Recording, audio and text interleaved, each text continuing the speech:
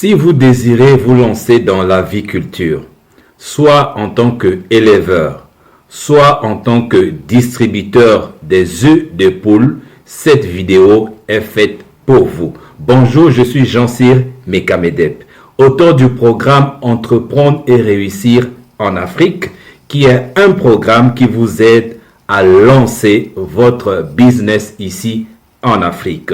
Si vous voulez aller plus loin, je vous invite à faire deux choses. La première chose, c'est de vous abonner sur cette chaîne YouTube si ce n'est pas encore fait. Et la deuxième chose, c'est d'aller dans la description de cette vidéo, juste en bas ici, là où vous allez obtenir des liens avec des formations sur l'aviculture, la pisciculture et la production des légumes. Dans cette vidéo, je vais vous partager un retour d'expérience d'une dame qui vend les œufs de poule, et je précise de la ferme ici en République du Congo, précisément à Brazzaville. Je lui ai posé quelques questions pertinentes dont les réponses vont certainement vous inspirer si vous êtes en voie de vous lancer dans cette activité. La première question, j'ai voulu savoir, déjà, elle s'appelle Clarisse, elle est de nationalité camerounaise. Et la première question que je lui ai posée, c'était celle de savoir, ça faisait déjà combien de temps qu'elle exerçait l'activité de la distribution des œufs de poule ou encore de la vente des œufs de poule ici à Brazzaville. La réponse à cette question, elle m'a dit qu'elle faisait déjà ce travail pendant 4 ans. Donc, 4 ans d'expérience dans la vente des œufs de poule, et qu'est-ce que ça donne pratiquement comme business pour elle. Deuxième question, tu vends combien de cartons par semaine? C'est une question aussi qui peut vous permettre de savoir quelle est un peu la vitesse d'écoulement de ce produit par semaine. Et voici sa réponse. Actuellement, je vends 10 cartons des œufs par semaine et je gagne de 2000 à 2600 francs CFA par carton.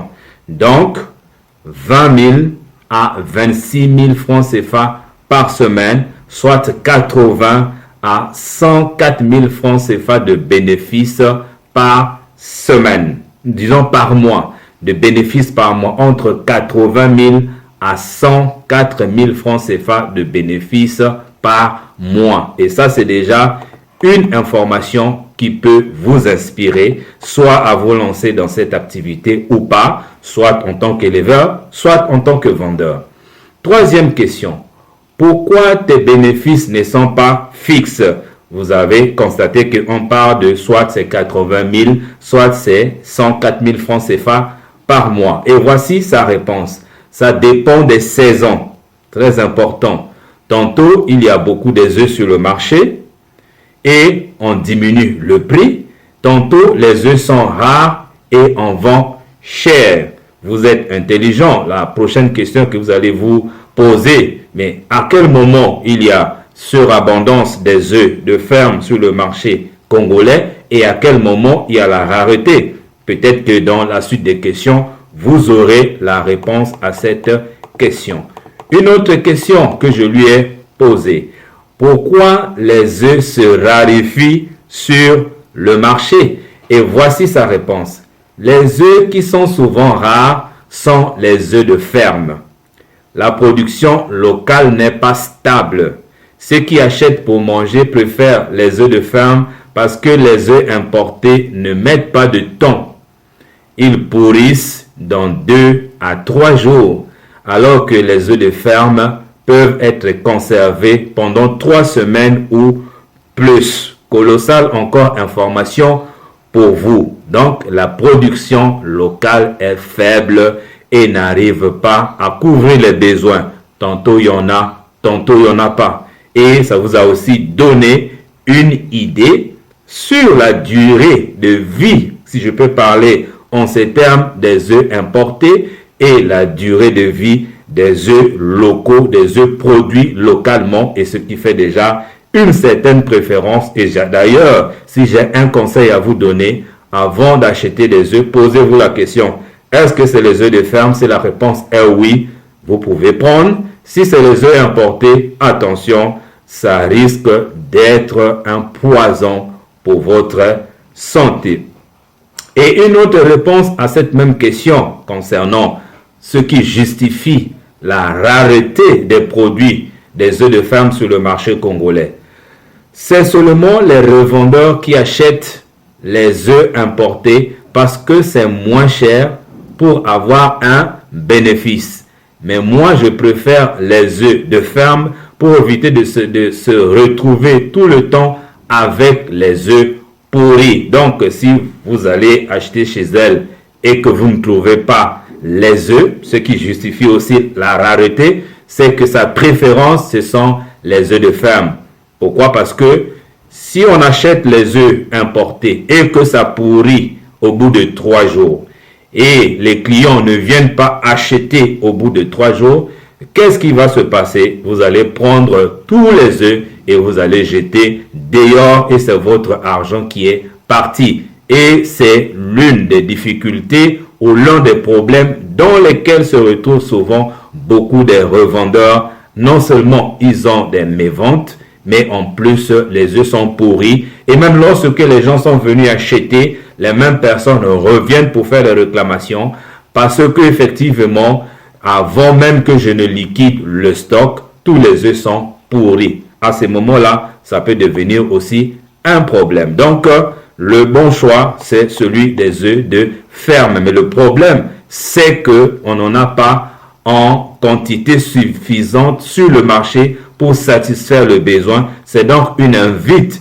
pour les futurs producteurs de vous dire, il est temps de vous lancer. Et je vous ai dit au début de cette vidéo qu'il y a un lien dans la description de la vidéo, là où vous allez avoir un programme qui va vous aider pas à pas, par où commencer jusqu'à votre lancement. Il suffit de cliquer sur le lien, là on a écrit lancer une ferme de poules pondeuses qui rapporte gros et directement vous êtes dirigé sur la formation.